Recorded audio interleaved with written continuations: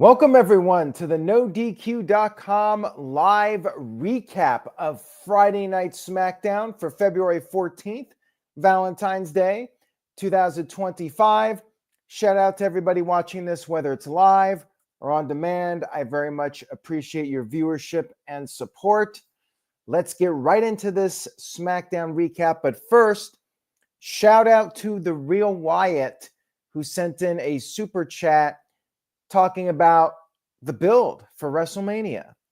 Real Wyatt said, last year's WrestleMania was so good with the build. This year, not yet. And that's the key. Not yet. Last year at this time, we had that press conference with The Rock and Roman Reigns and Cody Rhodes and Seth Rollins. There was a lot of hype. But now there hasn't been as much hype for WrestleMania. We still have Elimination Chamber, though. I really do think things will pick up once Elimination Chamber takes place. In March, we have the European television shows, Raw and SmackDown. Those are going to be fun events, and I think that that's when the WrestleMania build will really kick into high gear. I think WrestleMania will end up with that hype, but yeah, it's a little bit slower paced than it was last year at this time. Anyways, thank you for that, Real Wyatt. Feel free to send in a super chat if you're watching live. It's basically a tip for the channel. It's much appreciated. Let's get to SmackDown. Wade Barrett and Vic Joseph were the commentators this week. Joe Tessitore on a sports assignment. We had footage shown of Solo Sikoa attacking Cody Rhodes. Cody Rhodes, your WWE champion, came to the ring for a promo, and he was discussing the Elimination Chamber participants. Drew McIntyre interrupted and felt that Cody was not taking him seriously enough. And then Jacob Fatu interrupted, said he's on the gas, no brakes. He said he's about to dog walk their asses in the triple threat match to qualify. And Jacob Fatu said he is going to bring the title back to his family. Drew McIntyre teased a match with Jacob Fatu, or at least a fight. But then he walked out. He left. Jacob Fatu had a stare down with Cody. But then Solo Sikoa was seen arriving outside the building. Cody was going to go after Solo after Solo attacked Cody last week. But then Jacob held him back, said he has family business to deal with first. More on that in just a little bit. Solid opening segment to kick off the show. We had Wade Barrett speaking to Trish Stratus at ringside.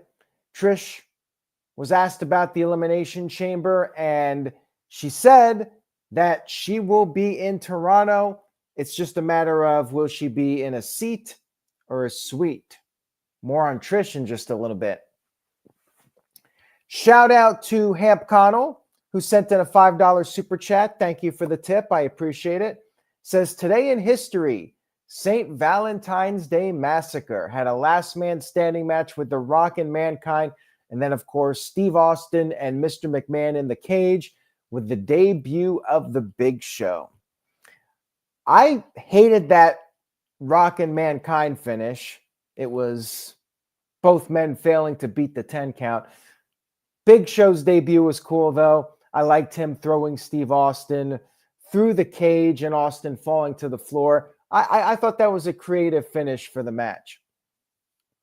Now, let's get to Naomi versus Chelsea Green in a Elimination Chamber qualifying match. Early near fall attempts. It was competitive. And then you had Piper Niven, who's the Secret Service agent for Chelsea Green. She was helping out Chelsea. pulling her to safety. After the commercial break, Chelsea hit the Rough Rider, but Naomi kicked out, and then Naomi countered Chelsea, got the win with the split-legged moonsault, and officially advances for the Elimination Chamber. I would be cool with the Trish Stratus versus Chelsea Green match, although I will say this. Why is Chelsea Green losing these matches when she's the champion? And this wasn't even a match to determine a number one contender for her title. Couldn't they have booked somebody else to lose to Naomi in this? I'm not a fan of the women's IC champion and the women's US champion losing these matches like this. Like, they need all the help they can get right now. You want these championships to be established as serious titles, and when your champions are just losing not even number one contender matches, but just losing random matches where there's no follow-up, it just doesn't really do much for these titles. It's already, to me, devalued the titles. Just my opinion, though. And it was very similar to Raw with the mid-card champion losing. We had Sami Zayn via a pre-taped video issuing a response to being attacked by Kevin Owens with the package pile driver. He basically said he doesn't know when he's going to be cleared, but he feels that it's inevitable. He will step into the ring one more time with Kevin Owens. More on Kevin Owens in just a few moments. We had Motor City Machine Guns versus Los Garza. Match was good. Standard match in the beginning. Bad guys got the upper hand. Then Sabin got the hot tag. We saw some cool double team maneuvers in this match. I like the drop kick and flatliner combo from Motor City Machine Guns. Humberto was almost pinned, but Garza broke it up. And then Los Garza double-teamed Motor City Machine Guns. Humberto went for a moonsault, but Sabin got his feet up. I liked Humberto's bump that he took. And then Motor City Machine Guns picked up the win with Skull and Bones. I fear for the future of Legado del Fantasma. I mean, Elektra Lopez got released, and I think the right team won here, but still, Los Garzas doesn't seem to have much going for them at this point. We had the announcement that Michelle McCool has been inducted into the WWE Hall of Fame. She is joining Triple H in the 2025 class. I think she was a good wrestler for her era. I think today she wouldn't stand out at all. She was solid for that period, but I wonder, would she be inducted into the Hall of Fame if she was not married to The Undertaker? Just saying. I definitely don't see her as like the reason that the women's revolution happened. She was a fairly good wrestler in a sea of not so good women's wrestlers during that period. And I really don't remember any matches from her. Like, you tell me to name a Michelle McCool match. I know she feuded with Natalya. Or did she? I don't even know. That's the thing. Mickie James, the Piggy James thing. That's really the only thing I remember from Michelle McCool's career, and that they cut that Divas title in half. But beyond that, I couldn't tell you anything that she did in her career. So I think it's political, but good for her. I'm happy for her. It's the Hall of Fame. You know, they induct whoever they want. It is what it is. We had a Damian Priest video package to hype him up for the main event, the Triple Threat Elimination Chamber Qualifier.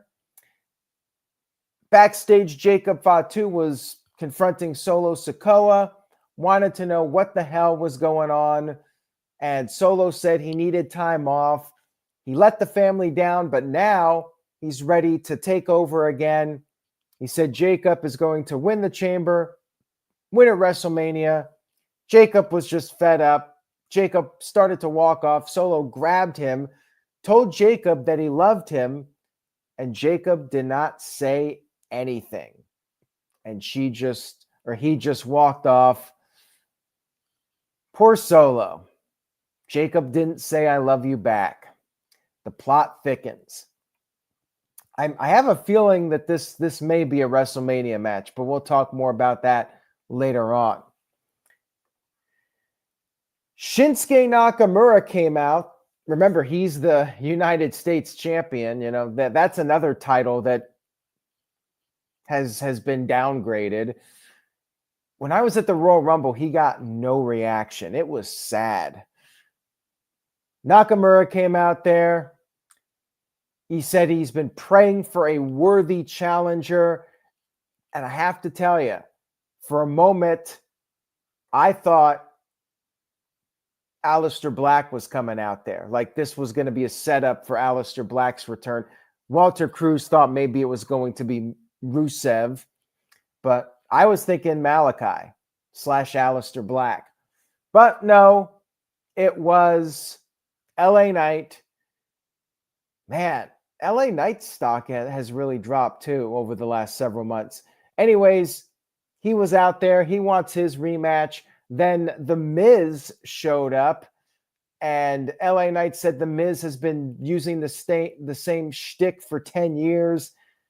It's been 10 years since Miz was relevant, and said Miz should start a farewell tour, go away. Miz said that at least he was on top, and he said he wants his shot at the U.S. title, and LA Knight said that when he was champion, he was defending it. He said that The Miz is just an impotent dork.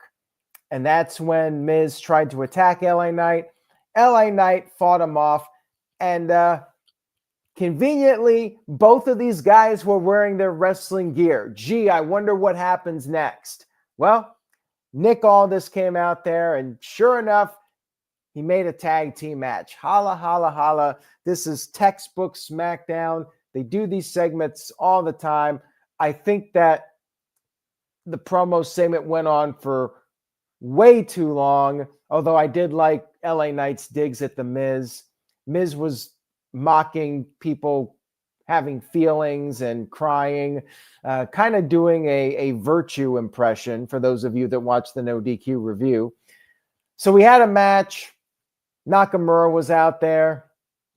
It was a solid match. Back and forth, competitive with these two. They traded some near falls, and then LA Knight hit the BFT out of nowhere. But then, instead of pinning him, he went up top, hit the top rope elbow, and got the 1-2-3 victory.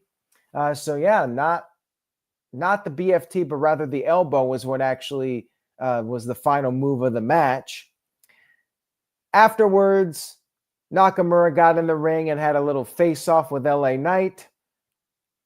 Does LA Knight get back the title? I feel like this Nakamura run has been very lackluster. The music doesn't help matters. Like it's very subdued. Like it's not the worst Def Rebel song, but it just lacks the energy.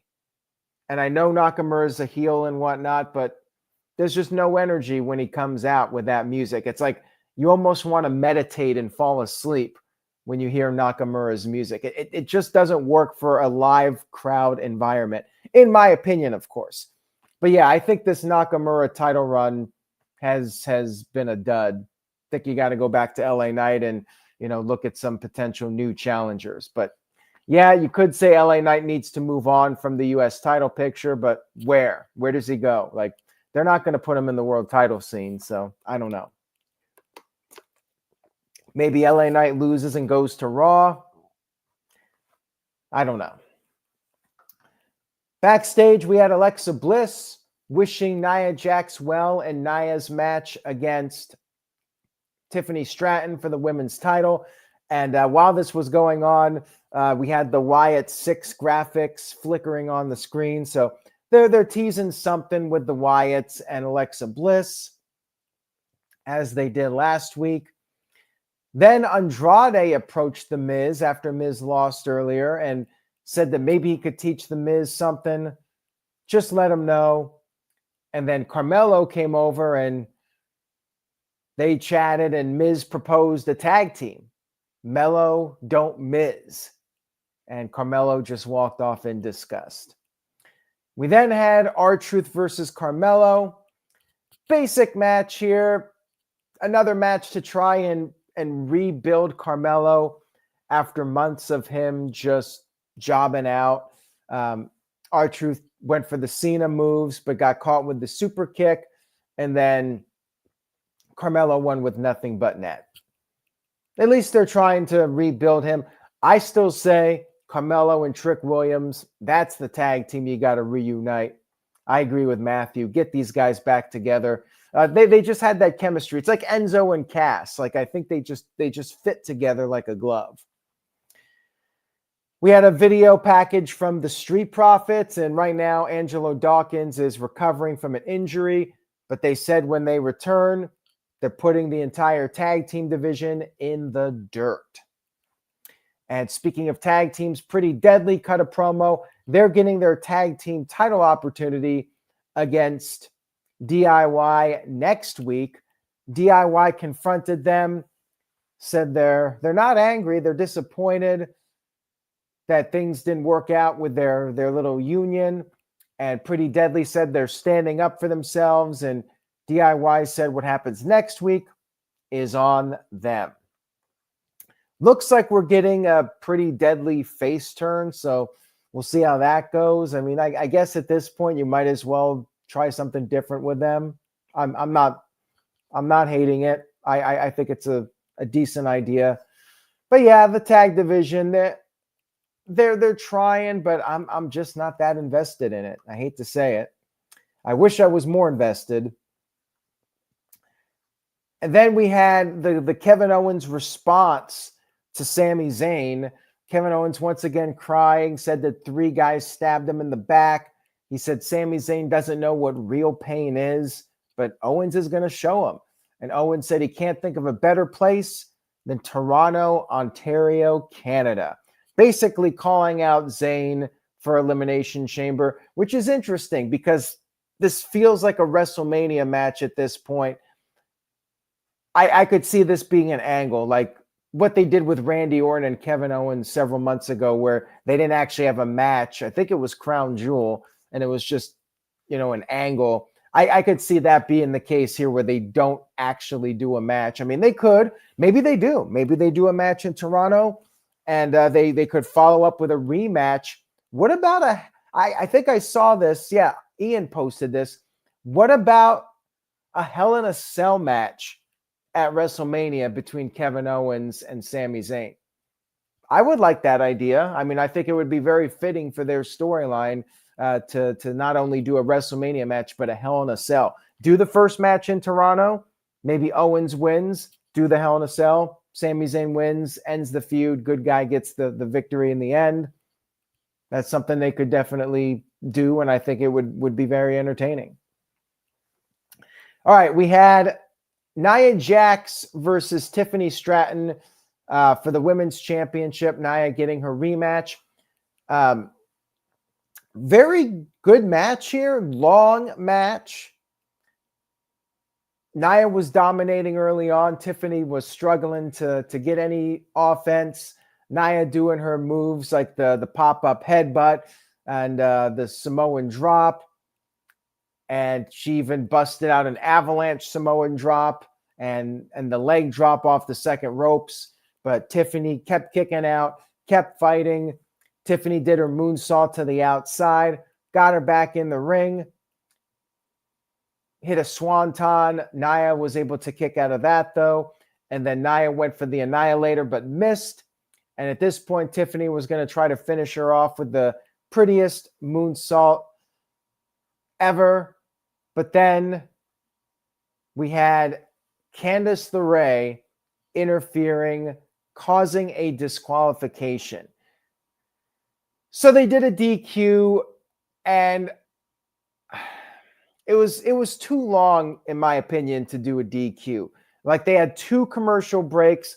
I always say this every time this happens. If you're going to do a DQ, do a shorter match. We didn't need 2 commercial breaks, this long, drawn-out match, just to do a DQ. Like, shorten the match if you're going to do a DQ, first of all. And I actually do like the DQ in the sense of what they set up. So let's talk about that first. Or second. First thing I want to say, the thing I don't like about the DQ here is I think Tiffany should have beaten her clean. Especially with WrestleMania coming up. Give Tiffany a nice, strong win as champion. Nia can take a loss. She's been so dominant, and it was a competitive match. It was long.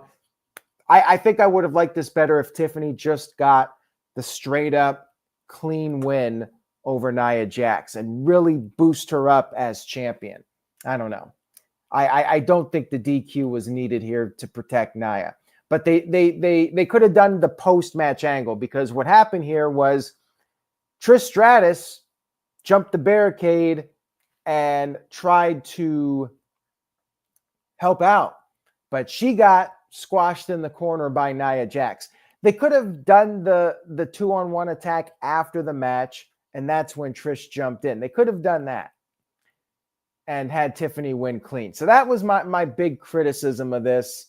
Otherwise, in this sense, the DQ, in a way, worked because it set up Elimination Chamber, because backstage, Trish approached Tiffany and proposed a tag team match in Toronto. So it's going to be Tiffany and Trish Stratus versus Nia Jax and Candice LeRae. Guess who's taking the fall in that one? I think we all know who's losing that match. Pretty clear win for the good girls. And yeah, it looks like Tiffany's a face, but we're not done. There was more.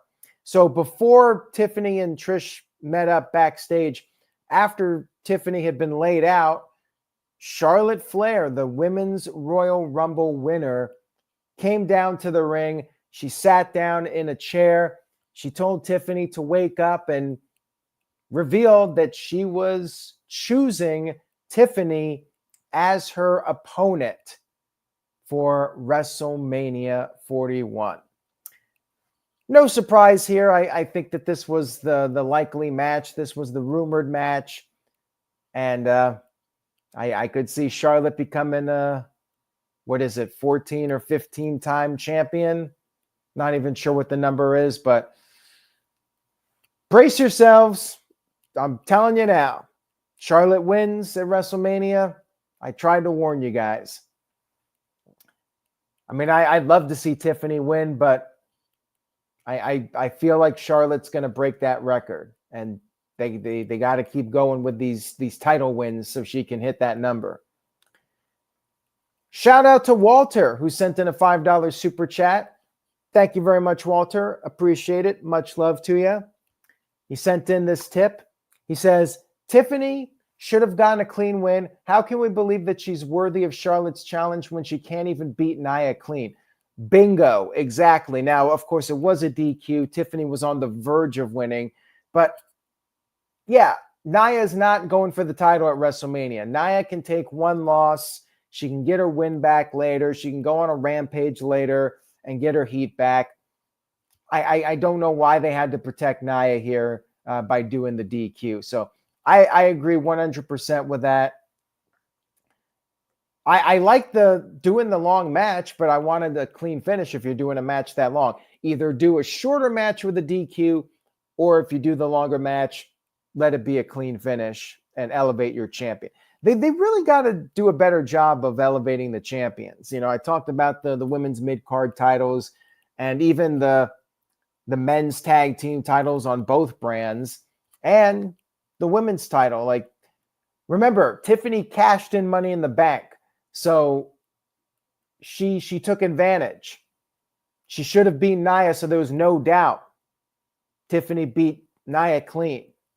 Nia cannot claim another match, at least for the time being. Like, I think that Tiffany should have won clean to build up the WrestleMania match and make Tiffany a strong champion going up against Charlotte. Backstage, we had Bianca Belair and Naomi, and they were with Nick Aldis, the general manager, and Aldis had a video that was sent in, video footage from the night Jade Cargill was attacked. I guess it was cell phone video or something, and for whatever reason, the tip was sent just now. But anyways, in the footage, we saw Liv Morgan and Raquel walking around. So the implication is that they were the culprits. But what was interesting here was Naomi was very over the top here with her reaction. And some people think that maybe this is a clue that Naomi was a little too excited to see Liv and Raquel in that footage. So is she lying? They're going to Raw. They said that they're going to take out Liv and Raquel on Monday's Raw. And I wonder if this is going to be the turn. Naomi turns against Bianca Belair. I guess we'll see. And Liv and Raquel get the tag team titles. So this was an interesting segment. Definitely intrigued. Although I will go on record in saying Bianca doesn't make sense. If they're turning her heel, it doesn't make sense because Bianca, she cost herself an opportunity at that singles title. Why would she sabotage her singles title opportunity to screw over Jade? Just doesn't make sense. Naomi makes a lot more sense, and I think Naomi is due for a heel turn. So I'm hoping Naomi is turning on Monday. And, that could build up heat for the chamber match, too. I think they got to shoot the angle on Monday. This was one of the more interesting things on the show, I thought. And then backstage, Drew McIntyre approached Jimmy Uso. Remember, Uso lost the triple threat. So McIntyre was needling him, making fun of him. And he got super kicked for his troubles. And then it was confirmed that next week, McIntyre will face Jimmy Uso. Then we had our main event, Damian Priest versus Braun Strowman versus Jacob Fatu. Good main event here. Competitive with all three. Strowman got taken out. Then it was Priest and Fatu going at it. Then Strowman came back in and he started dominating. He sent both guys out of the ring. And then after the break, since it was a triple threat, all things were legal. Fatu used the steps on Strowman. Then they were back in the ring, and they did the Tower of Doom, always a guaranteed pop. Quizzing you, everybody. What two things always guarantee a huge crowd reaction? Number one, the Tower of Doom. Number two, a pull-apart brawl. Always going to get a pop.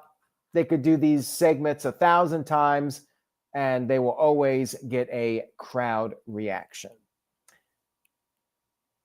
Now, we had a second commercial break. Actually, I'm not sure if we did or not, but later on in the match, Fatu grabbed the steel chair, and he wrapped the chair around the neck of Strowman. He was going for that hip attack, but Strowman fought back, and then Strowman was going to do the same move. He wrapped the chair around Fatu's neck. But then Solo Sikoa showed up with the Samoan spike to Strowman. And then there was chaos on the outside of the ring. Cody Rhodes ran down. He brawled with Solo, but Cody was outnumbered. Solo went for the Samoan spike, but accidentally hit Tama Tonga with the spike. Jacob Fatu got pissed off, and then Damian Priest took out Fatu, got back in the ring. Cody Rhodes hit the crossroads to Solo, and then Priest finished off Strowman with the South of Heaven's chokeslam to officially qualify for Elimination Chamber. a lot of stuff to digest there. It was a bit overbooked, but it was a fun, entertaining main event. And yeah, as I mentioned earlier, I feel like Jacob Fatu and Solo is a WrestleMania match. I was definitely getting those vibes from this. You know, they're building up for that. So yeah, overall, I thought that this was a good SmackDown. Still not great. Still dragging.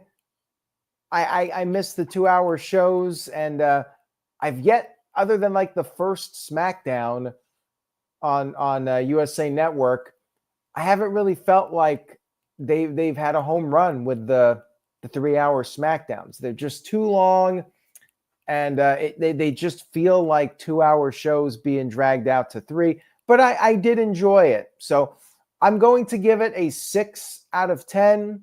Overall, good SmackDown. We got Charlotte Flair accepting or choosing Tiffany as her opponent for WrestleMania. We had some more Elimination Chamber qualifiers. We got the Kevin Owens and Sami Zayn storyline, the Jacob Fatu and Solo storyline. Yeah, some solid stuff. A few decisions I might have done differently, but nonetheless, I did like the show. Thank you guys for watching. I hope you enjoyed the recap. If you did, please give it a thumbs up on the No DQ YouTube page. And stay tuned to NoDQ.com for the very latest. I will be covering NXT's Vengeance Day premium live event. So I will be back after the event to give my thoughts, and I will most likely give my thoughts on Grand Slam. Spoilers of Grand Slam should be available Saturday morning on No DQ. So if you don't want to stay up really late on Saturday night to watch the show and you just want to read the results, NoDQ.com will have them, and I'll check them out. I'll give my thoughts on Grand Slam. I do expect a new women's champion, but anything's possible. Have a great night, everybody. Stay safe out there. Say yes to NoDQ.com, and I will see you all next time.